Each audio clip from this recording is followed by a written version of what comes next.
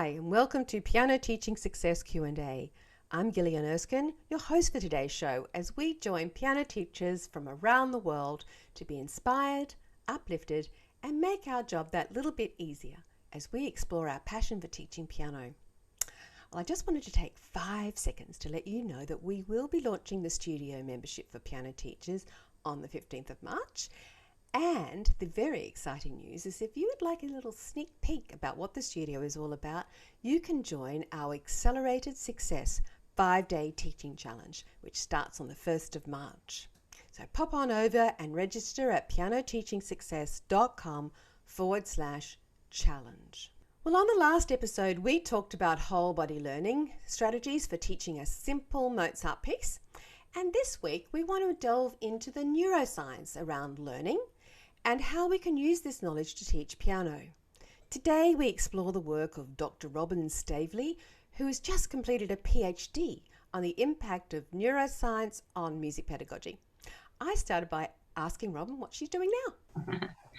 Well, I did have a whole lot of work lined up all over the world last year, but then with COVID, everything shut down. Yeah. So it was quite good because I finished my PhD and I just wanted time to let it all settle and sink in and do some more reading that wasn't actually to do with my PhD. So I've learned a whole lot more. I've been mentoring at the Richard Gill School, which has been very interesting, and doing some writing and lining more things up for this year. Oh, fantastic. Well, you've just completed your PhD on the impact of cognitive neuroscience on music pedagogy. And you've also run neuro-pedagogy courses in Sydney in music, and I know Paula's been to one of those. So, Robyn, you are the right person to ask. How does our brain learn, and how important is it to combine our bodies and our brains in the process? It's absolutely essential because without the body, the brain doesn't receive any information. And in fact, when you think about how the brain learns, you've got to think about a unified system between the brain, the body, and the world. Because without a body, the brain perceives nothing. And without the world, there's nothing for the body to respond to. So when I think about how the brain learns, it's always considering the brain, the body, and the world as a unified system. They all respond together. So as you move out into the world, and that's the other part of it, without movement, there is no learning. And movement isn't just a dance or playing your instrument or singing, and people don't often think about singing as movement, but that is movement as well. But it can be as simple as just turning your head a different way to get another perception, because movement is changing perception, or even from one thought to another. It can be really subtle. But if you're passive and not moving, you're not learning anything. So the brain learns through this body and the world as a unified system in action. Okay, so you've also spoken about the importance of eyes and hands in learning. Why is that? Well, what neuroscience has shown us is that the brain fires very strongly for face and hands. And this is a survival technique, because when you read other people's expressions of fear, you know that there's something in the environment that you need to be careful of. So it's very important that we can read facial expressions. It tells the other person whether you're friendly, whether you're an enemy, whether you are approving or you're disapproving, or you're happy, you're sad. All of these are very important things for us to understand in the world. So humans take a lot of notice, and the brain takes a lot of notice of face. Hands are the next big thing, because hands are what we use so precisely. And again, it's for protection. So weapons or instruments or utensils or tools are all mainly used by the hands or in conjunction with other parts of the body. So when I learned all about that, it really became meaningful to me that my teaching has to have a lot of expression of the face and of the hands, because that is processed instantly, long before language. Language takes a long time to process in comparison to hands and face. So as a teacher, I'm always thinking my face needs to tell the story. It needs to reward the student. It needs to direct the student, get attention from the student, and my hands reinforce it. Gesture was pre-language. Mm-hmm. Gesture enhances the message. And so you can see I'm using my hands all the time. And I don't stop myself, because I know that that invites the learner in. Yes. So I'm very conscious of what I do with my hands. So if I'm wanting to start the group singing, I won't go 1, 2, 3, or ready, set, go. Or sometimes I will. But quite often it will be my face and my hands. I might just go and we'll start, because I know that resonates in the brain. Yes, and good conductors do the same thing, don't they, in orchestras? Yes, we already unconsciously know all of these things. Yes, and I think even from we have to be so looking at ourselves from the outside in, if we can, in terms of even how we greet the students and in our facial expressions. I know my kids used to come home from school, oh, she's a terrible teacher. Why? Oh, she never smiles, and that kind of thing. So that even their impression of you and how much they like you or whatever, it all comes back to what you look, like how you look on the outside to some extent, Yes, and whether you look at your students, when you look them in the eye, without any words at all, it's like you're saying, you're welcome, you're invited in, you're part of what we're doing. So yes, face is very important. And real faces are really important. That's the other interesting thing that's come out of neuroscience. Real faces fire more in people's brains than avatars or cartoon faces. And especially those faces that you've had a relationship with, they'll fire the most. So sometimes you could only have to see a picture of that face and you'll see that there's all sorts of things going on in the brain of that perceiver. Yeah, you can absolutely. Well, you just have to look back at a photograph of your own childhood with your mum or something, and you're transported back there, aren't you? That's right. Mm.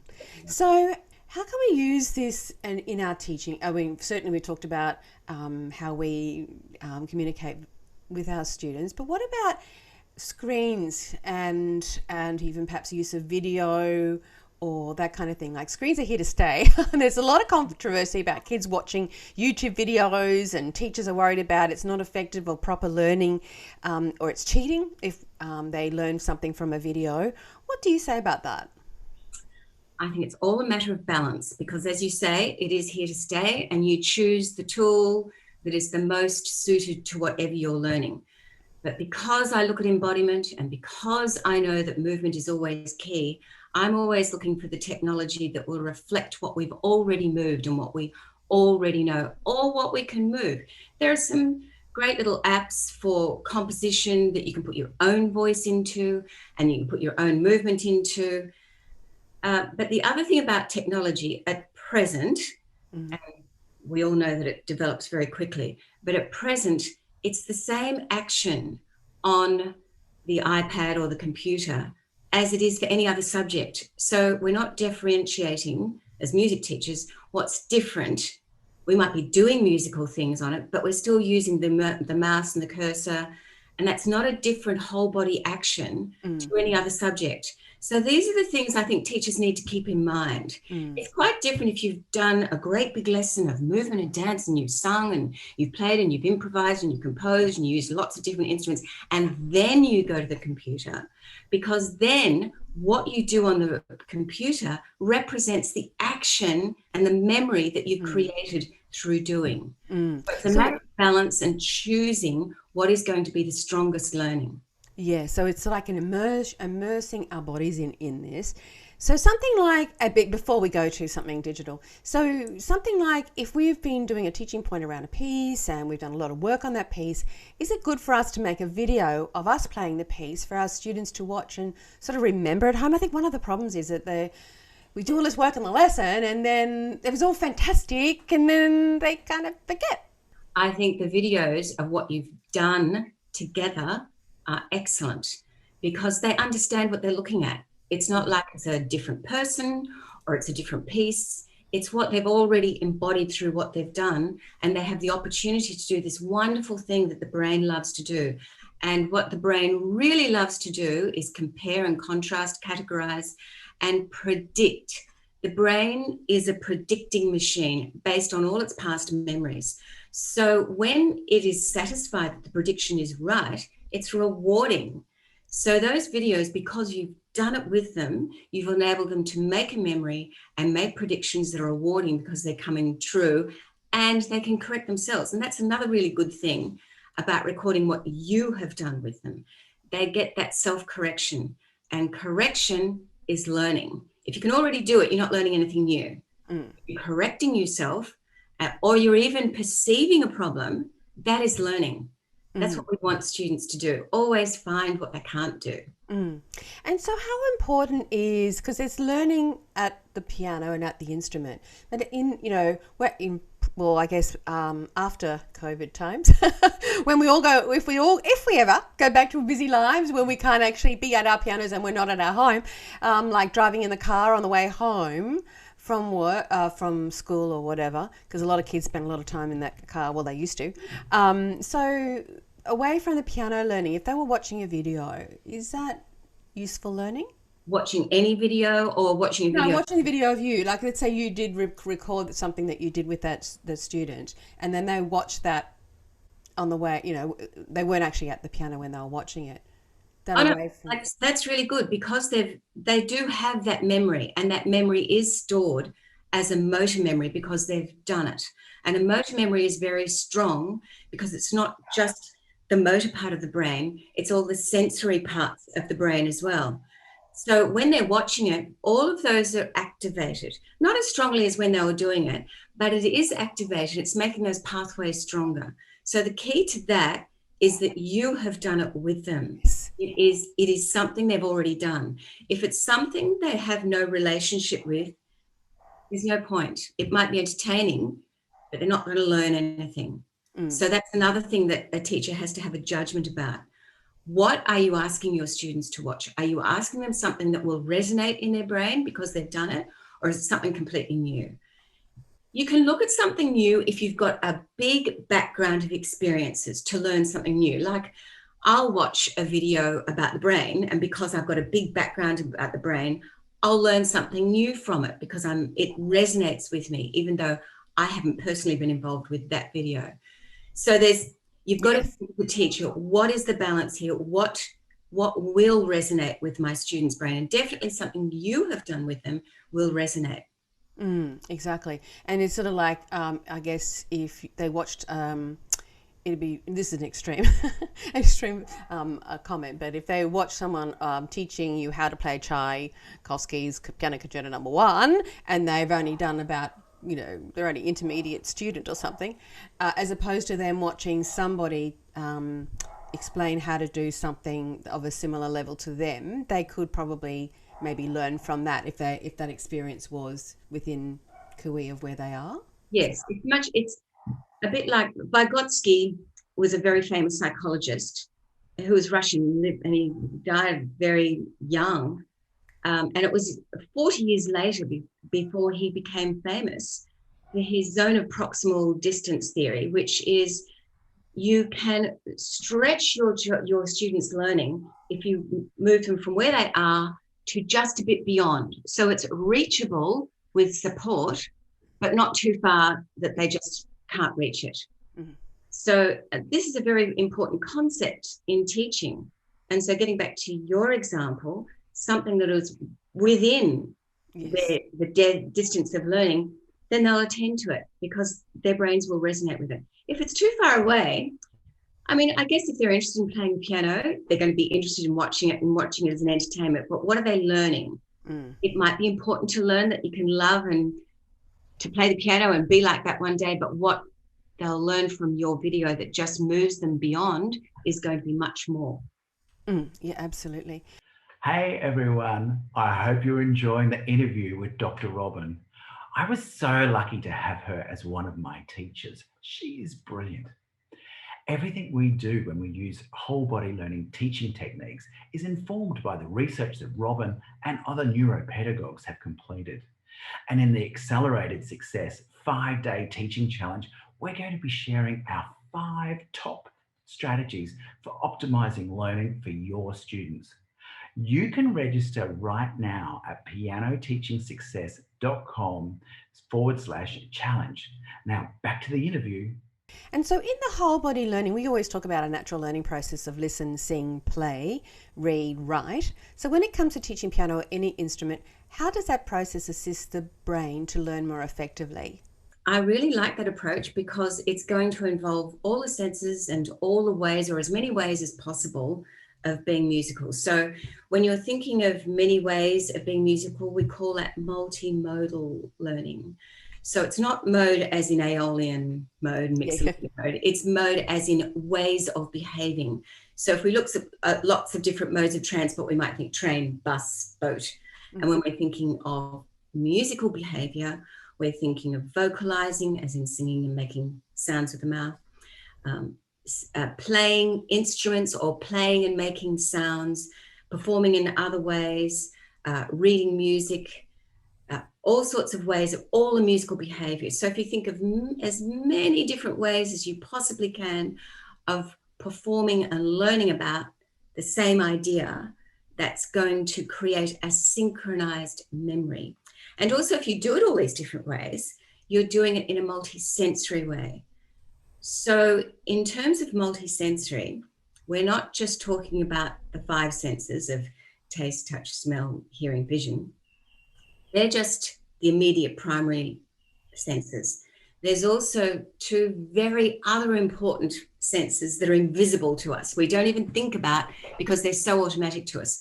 And it's related to touch, and it's called the haptic sense. Mm. And the haptic sense is this inner sense of pressure and effort and joints and muscles and tendons and digestion and weight and balance. And that's very important in understanding how to perform musically. Because if you think of holding your instrument, you understand that this big, heavy instrument with big strings, after a while of holding it and using it, you realize that's going to be a low sound.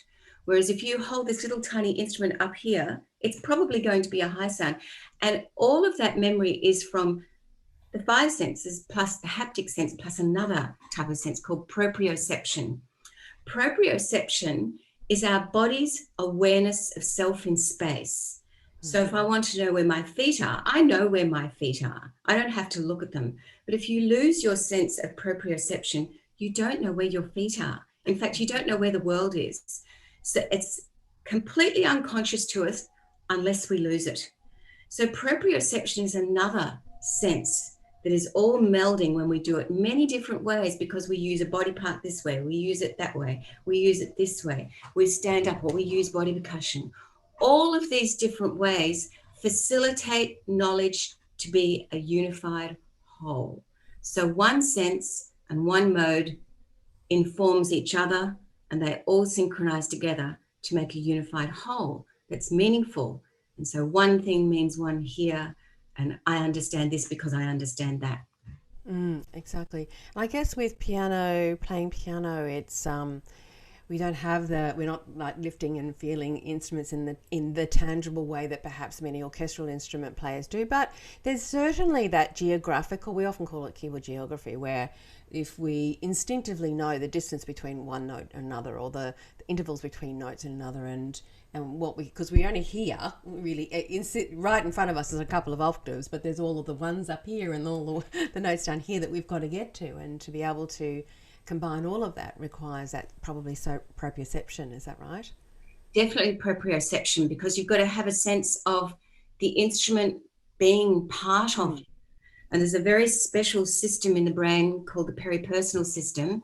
These are neurons that allow you to use tools, and the way the brain allows tools to be useful to the human body, like a piano, is that it makes the instrument part of your brain. So I often used to say to my students, I've got to look at the piano in my brain to think about this melody, about how to play it, because all of the instruments I play are in my head. They're part of my brain, and that allows my body to understand where it is in relation to it, where it is in space. But the haptic sense also comes into that, because it's very much involved in action, being part of the muscles and the tendons and the joints, and pressure. So to play lightly and softly, you have to not only have that sense of where the body parts are, but also managing the weight and the effort and the balance of the body with the instrument, so you can play lightly and softly or loudly and strongly. Exactly. I think also one of the things that I've always known, we always know the importance of singing, but at Christmas time we had a friend over. We always do this big concert party, and we had a friend, a guy, a lovely fellow, Peter Kransky, who I've never met before, and he came over with another friend who plays cello, and so he was playing, and then Paul goes, "Oh, could you play this piece?" And he went, "Yeah, sure." And then he gave Levante a piece of, he said, "Oh, Levante probably needs the music, but I should be able to follow along." And he started, when he was following, he was singing. And I think, oh yeah, when I'm playing by ear and that kind of stuff, I'm absolutely singing internally. And it's that connecting the instrument to the sound and to the body. It's that kind of conduit. Would that be right? You're absolutely right.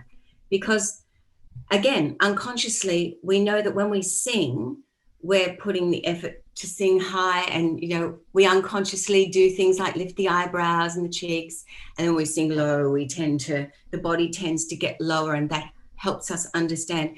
It's also the vocal mechanism does different things. So I sing when I'm trying to get a melody as well, because if I have to jump from a low note to a high note, my body, through my voice, understands that there is a big distance or a small distance, and that's synchronized with my hearing. So the effort of singing and synchronizing with hearing and playing the piano or other instruments are all informing each other, and that's exactly what it is.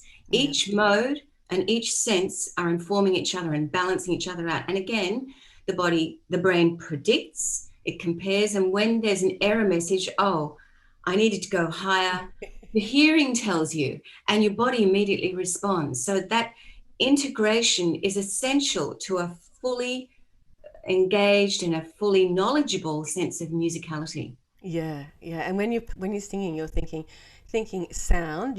I'm imagining the sound of like a chordal structure. I'm just imagining the sound. Yes. And it connects to my fingers. I'm not really sure I'm not actually cognizant of the notes that I'm playing specifically, but I know I can hear the sound, and the singing helps me think that, just create that sound, I guess. So it is a connection, isn't it? Yes. And that's what Peter was doing that night. I know. It's funny. I know. Yeah, I've been there. Okay, get yes. That. And you've just hit on something else. You said that you can hear the accompaniment, or you can hear the orchestra in the background. And that's again part of that unified knowledge. When we're teaching, I think some old traditional methods, and definitely the way that I was taught, we learned little chunks, and it never went into the meaningful whole. So it was shallow learning. It was connected to nothing. Whereas now we understand that the brain learns best when it's connected to the meaningful whole. So it still means those little chunks are important, but you keep putting it back into the meaningful whole. And that's what you're describing. You were taking out the melody, but in the background, it was related to that meaningful background of all the chords, the structure, the accompaniments, the counter melodies, maybe, all of those things that made that little chunk of melody meaningful in the background. It's the whole picture that gives the meaning. You don't look at a landscape picture and just have a river. You have a river coming down the mountains and with the trees, or if it was just a river, you'd pass it by because it would mean nothing. And it's the same with all knowledge. It's useless unless it's in a meaningful whole. So let's talk about that, because with whole body learning, we really like to use the backing track to create that meaningful whole, and not only in terms of the whole, in terms of the melody and all that, but also we find that the whole in terms of the orchestration and experiencing that piece as this multi-layered, painting, if you like, to use your example, is really useful in terms of even interpretation for our students. And we just teach a fragment of melody, and then we play the whole backing track, and the students just put that fragment in whenever it turns up. But if we look at a traditional kind of process, where probably a traditional way of teaching a piano piece would be teacher does a model performance, then we would teach a right hand, teach a left hand, and then hopefully then we'll teach chants together. So, and by teach I mean that the students will start with just one note at a time, plunking away at it, trying to, because we have to do this read play approach where they just read the notes and what have you, and then some bits come more easily, so therefore the melody isn't always very evident because they're just reading notes. And so then gradually over a couple of weeks, students become a bit more proficient at the timing and then at the notes, because the teachers are constantly correcting the mistakes or the errors. And then also wrong fingers get used, and then correcting fingers, and then hopefully gradually it start to sound like a piece. So essentially there are a lot of times where there's mistakes of timing, fingerings, notes, phrasing, and everything all need correcting. So is this a very brain efficient way or friendly way of actually teaching? Because it's the way it's been done for centuries, I guess. So it's been done for centuries, and many people say to me, oh, why do all of those games and all those little bits and pieces keep coming back? And it's because of the musicality and the reward. I mean, there's lots of very fine musicians who have been taught in the way you just described, and they did find that rewarding. But we want everyone to find it rewarding and quickly. It doesn't look quick, but it is quick because they're putting that information into its meaningful place very quickly and recognizing it. And that's, again, that prediction and error detection that the brain does. And, the brain is born with that. The brain is born with the strategies. We're not a blank slate when we're born. We're born physicists and scientists already testing after a few days of being born. Babies recognize a different face, and that's part of that mechanism of predicting.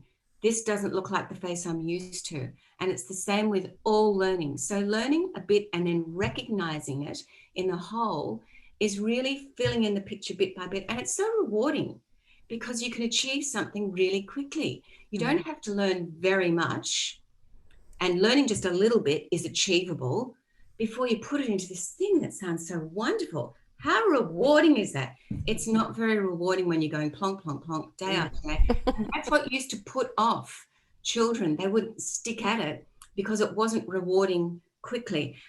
Not that rewards have to be quick to be good, but when you're first learning, you do need a lot of reward quite quickly so that you see that it's useful to do these things and to sustain the effort. And you're not going to sustain the effort if it's not rewarding quite early on. Yeah, exactly. Because you're going, do I like this piece? Do I not like this piece? Do I not? You're kind of still going, do I want to play this piece? Do I not want to play this piece? And then, so, when they're in that kind of making up their mind thing, that's an important thing. I think the other thing is that also they're very influenced by people around them. I know that when I was young and practicing, because I learned that way, my dad would go, yeah, it'll be good when you can play it. Thanks. Or it's a wonder I survived, isn't it? Oh yeah, it's finally coming together. It's starting to come together. So that was a better thing for him to say. But so many more. So I think there's a lot of people out there going, oh God, does he have to play that? And you have to play it again. So it's that kind of also being rewarded. Make those decisions yourself that you like playing it. You're much more likely to repeat playing it because you want to get better. And the drive to get better is always more successful when it comes from you, self-directed learning. And if there's some essence of, I have achieved this, then it's much more likely to develop that sense of love of learning in music. So what you just said about they learn a bit and then you play the accompaniment and they play when they hear it, that's self-directed learning because they've had to recognize it. That is so rewarding and it's so joyous. And the lovely thing about playing the whole piece through, it drives attention as the music intended. Whereas this stop, start, stop, start, stop, start is not musical. That's not how music occurs. So I think one of the best ways about learning music is to learn a little bit that's achievable and put it into the meaningful whole. And that accompaniment is then in their heads, as you described before. When they're at home and they're practicing it, they're hearing the accompaniment in their heads. They're developing audiation, which is another musical behavior, thinking musically. And also I think they're creating the understanding about how the whole, they're hearing that backing track, which means they're hearing the whole thing. They're hearing how they get to see or get to understand and remember how the whole thing goes, how this whole piece actually supposed to sound. You know, so many times I've heard lots of students over the years will play a piece and you're thinking, what was that piece? and they go, oh, it was Fer-Elise. You're thinking, right, it didn't sound like Fer-Elise. Oh, so it's that, whereas if they know how it sounds, then they will match their own, what they're making to how it's supposed to go. Is that right? Yeah. Yes, and that's rewarding. They'll want to keep doing that. And it's a challenge. It's like that distance of learning again, having that little bit of challenge, adding a bit of novelty in, that bit of challenge makes you want to do it. Yeah. And it's a bit like, I always think it's a bit like coming in with a backing track. It's a bit like skipping. You know how you got the skipping rope and everybody, you had one person on one end and one other person on the other end, and you're skipping and you've got to come in at the right time. Yes, yes. Playing with the back, particularly when you're playing fragments with the backing track, you've got to listen to the backing track and play your piece coming in at the right tempo, at the right time, with the right thing. You know, it's sort of a bit like skipping. So it's a bit gamified. Well, oh no, am I going to get it? Yeah. That's another fun thing about group lessons as well. Socializing when you're learning is also what the brain loves to do, because you build upon each other's knowledge. You can construct knowledge more. You can group problem solve. You learn from other people. It means the focus isn't always on you. And if you're not quite hearing it yet, you can watch somebody else. And that's your self-directed learning again, because you're looking for all the cues in the world that will help you to learn yourself. And that's ultimately what we want our students to do, no matter what they're learning, is to be able to have the tools to learn themselves. So socializing is really important in learning, because you learn how to learn off others. So what kind of, many teachers are teaching one-on-one. So what kind of ways can they embrace that? Because, I mean, Paul teaches, all our 4-day schools, group teaching, we love it. Classes of up to, small classes of 8. And that's, and just so integral in them even progressing, because the whole class just moves on and on, has a momentum about it. And we've even shown, we've even got, plenty of evidence where the groups actually move faster than the private lessons. So that's kind of really interesting. But a lot of people don't teach in that way. They teach one-on-one. So what kind of ways can they embrace that group idea or the social idea, those private lessons? Well, side-by-side teaching instead of teacher and student teaching. So just like 2 students would, they take it in turns. They group problem solve. The teacher might play an accompaniment or play a melody and suggest, what could we do with this? Or here's a little melody, or take their melody. What else can we do with this? Let's change it a bit. Let's change a few of the notes. Let's change the tonality. Let's change the structure. Let's change the meter. So it's a side-by-side learning instead of front and back learning, where the teacher just gives everything and the students to just take it all in. Yes. I guess you could also invite the student coming afterwards or before to come a little bit early, and then they could do some rhythmic games and activity, that type of thing as well, I guess. That's sort of... definitely. Yeah. And especially if the students know each other, it's good fun. Yeah, it is a lot of fun. So what about enriched learning environment? I know you like enriched learning environments. What is an enriched learning environment? Well, enriched learning environments sort of encompass everything. That was sort of the conclusions of my study, that enriched environments are those environments that ensure neuroplasticity is going to take place. So neuroplasticity is the way the brain changes in response to learning. And as I said, the key to it all is movement, self-directed movement. You've got to do something in the world to learn something. So an enriched environment, and now you're thinking like a teacher, how can I provide the most enriched environment for my students to learn? So what the research has shown is that socializing is very important. The other things that are really important are options, that you can have choices. So there's a sense of keeping my identity, because I've still got some choices here. Novelty, that you keep on presenting new bits that will challenge, and that's the other thing, challenge and attention. The very first thing you've got to do is get their attention. How do you get their attention? You can play something familiar. You can play a game that you know that they like. You can trick them. You can surprise them. But no matter what, if you haven't got their attention, they're not going to learn. And if they're not acting, they're going to be passive learners. So what the research has shown about enriched environments is that students learn more. They learn more quickly. They develop better problem-solving skills. They grow more neurons, because the more active you are in your learning, the more the hippocampus is involved for making memories. It's the structure at the back of the brain. And that is part of the process of developing neurogenesis, growing new neurons. In the experiments on rats, they also lived longer. They didn't get Alzheimer's disease. It was amazing what the results of active, enriched environments had on rats. So they did a control experiment, lots of experiments, but the control was a rat in a normal sort of environment. The next part of the experiment was a rat in a challenging environment. So it had all the toys, all the options, all the good food, everything except other rats. And the experiment one had socializing, all the toys, good food, and that was the difference. So no toys, lots of toys, but on their own, everything. And the important thing was the rat who was in the environment where there were lots of toys and choices and good food didn't do as well, didn't learn as well, didn't problem solve as well, didn't live as long, wasn't as healthy as the rats who were socializing and had challenge and variety and choice. And they had attention because of all of that variety. They'd rush in there to see what was new and immediately go and investigate what was new.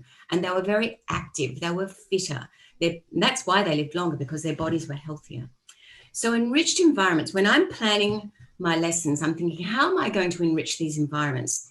Sometimes it will be a completely blank room, because I want them to create the room.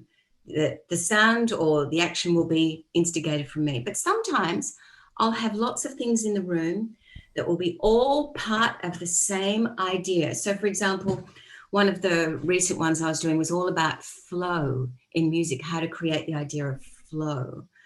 So I made the whole room look like a page out of a book. I read them this beautiful book, a picture book, and there was a river going through the countryside. So we created this river, and we created mountains and birds. And they all had to make their birds, and they all had to move these birds on a cane so that they fluttered to some music. So they were synchronizing flowing movements with the music.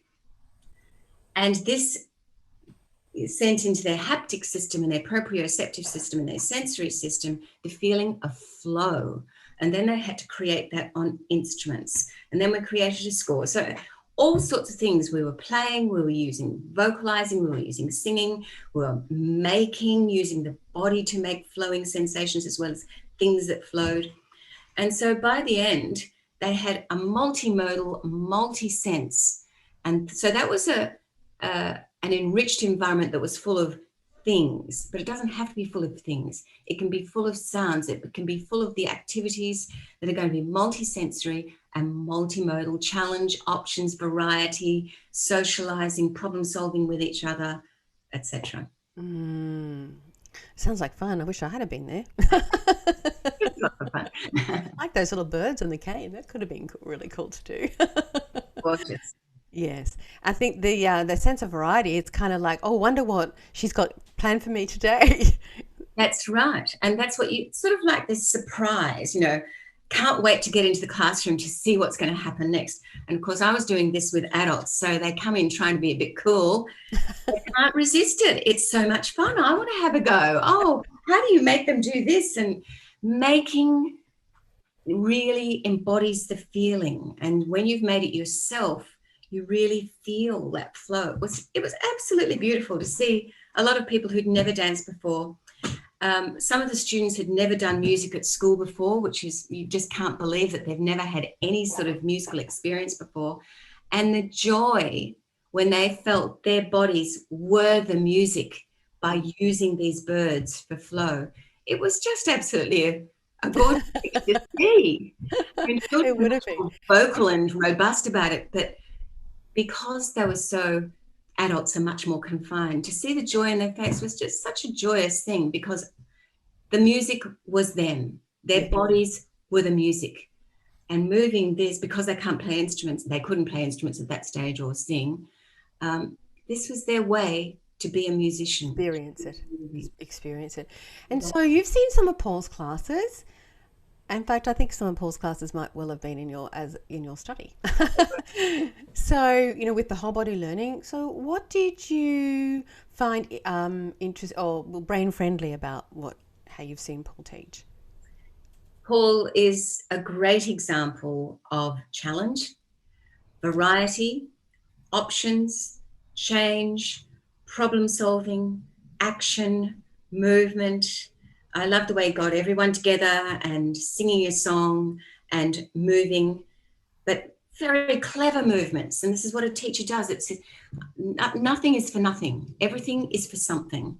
So when they were doing movements like that, I knew that it was practicing getting their hands in just the right shape, in the right place, ready for what they were going to do in the piano. So even though it felt fun and it was active and it was keeping a beat, it was also achieving another purpose. And that's something the brain loves to do. The brain, everything in the brain is multi-purpose. There's not one place in the brain where one thing is processed. It's a multi-purpose mechanism. And this is what was shown through what we were doing with that song. I really felt that the way with the pianos all around the room, when a child went and played, then they moved to the next piano. And that's such a wonderful orientation for the body to the new instrument, because every piano is a little bit different height. They have to organize the chair and get their bodies synchronized with that new instrument. And there was a mother there or a father there or a carer there as well. So there's that social engagement, that rewarding. The parent or the carer was looking at the child, giving them support and reward, and off it would go again. So that's very supported in neuroscience. That sense of ensemble, because music is very rarely just a solo. Even when you are a soloist, you have a relationship with an audience.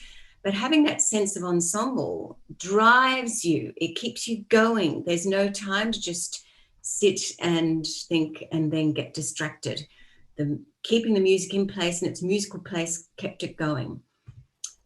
That was some of the things that were very much in line with neuroscience. Yes. And lots of oral, lots of singing, and lots of different ways. And I love the way he used the space too. Sometimes he used the space at the piano. Sometimes they were at their instruments. Sometimes they were on the floor. I really liked that really close, because it changed. They really had to look at his face, and his face was really showing what to do. Just tiny, tiny little movements, and having that being near his hands and near everybody else's hands, really focused on which finger and that small little movement, so that when they got back to the piano, of course, it was all prepared and it was easy. And that's the other secret of doing multimodal learning, because it's so many different ways. You've got so many different access points in the brain that it's much more successful when you get to the instruments. That preparation is really important for making it successful when you get there. Yes, absolutely. So how else is the body important in thinking and learning? Well, a very contentious issue in neuroscience is the idea of extended thinking. And extended thinking is where you extend your thinking into the tool that you're using, and that helps you think. Now, I use my instruments all the time to think. I will have an idea in my mind, but it's only when I'm mucking around or playing around that I'm extending my thinking into the tool, and new things will arise. So using instruments in being musical is really important, because it extends your thinking into a tool for being more musical. Tools are the things we use as humans to develop a greater capacity and more skill in whatever we're doing. So a hammer will make you more skillful at driving in a nail and building a house. An instrument will give you more skill and more capacity to be musical. So using instruments and the body for body percussion and all of that sort of thing as well extends your thinking into the body to learn more. So it's really important to have the body doing things, because I think the body is the brain. And when I'm working things out and when I'm improvising and composing, I'm extending my thinking through the body to the instrument. Mm-hmm. The instrument becomes part of my brain and is a tool and is the extension of my brain. And to go back to that idea about the peripersonal neurons in the brain, that are the cells that monitor the space around the brain, they also encompass the instrument into the brain. They make a space in your brain virtually for the instrument so you understand how to use it. So peripersonal neurons are very much involved in extended cognition or extended thinking. Mm-hmm. So what does this mean for a piano teacher? How can they embrace this idea to make learning quicker and more efficient? A bit like that multi-modal learning that you do it lots of different ways. So what I can do on the glockenspiel, I can do with my voice, I can do on the piano, I can play with another person on a piano together. So in other words, or I can read it, lots of different ways of doing it, and all of those meld together, but you're using all the tools, because notation, after all, is a tool. All of these things are tools. So we have lots of tools. We have physical tools. I'll look at my list because it's better if I get them all. So we have physical tools for being musical, like materials, like maracas, with elastic to create the feeling of tension, scarves to feel like flow. We can have movement, gesture, games, and technology. They're all physical tools. But conceptual tools that we use that develop the concepts of things like songs and other repertoire, scores, language. We haven't really spoken about language, but language captures musical ideas that we have to transfer from the experience and the feeling into a word. And sometimes those words are the only way that some students have to express their musicality. So language is a conceptual tool. Scales and tonalities are all conceptual tools. And cultural tools are things like ensembles and choirs and orchestras and community events. And lastly, social tools are other people. So we extend our thinking into all of these different things, and it helps us develop our capacity for being musical. Yeah, so it's really the whole musician. It's not just a read, play, just within me, my instrument and I mean, very much piano more than any instrument, because it's just always been taught so isolated, in such an isolated condition. And it is a standalone instrument, which is like great. But, whereas the kids at school, my children learn other instruments at school, and how fabulous it was when they always went to orchestra every week and they got to play with other people. And yes, as a pianist, can be so lonely. So it's important that we build in these social opportunities. Yes, like the group lessons, and that's really important. And events and those sorts of things where they can be part of it. But the flip side of that is when you play the piano, you get the whole musical sound, you get the accompaniment, you get the melody.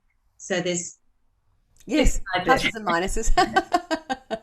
If we just really think about, consciously about creating that social aspect for piano, that can really help, can't it? Yes, and where group lessons come in so beautifully.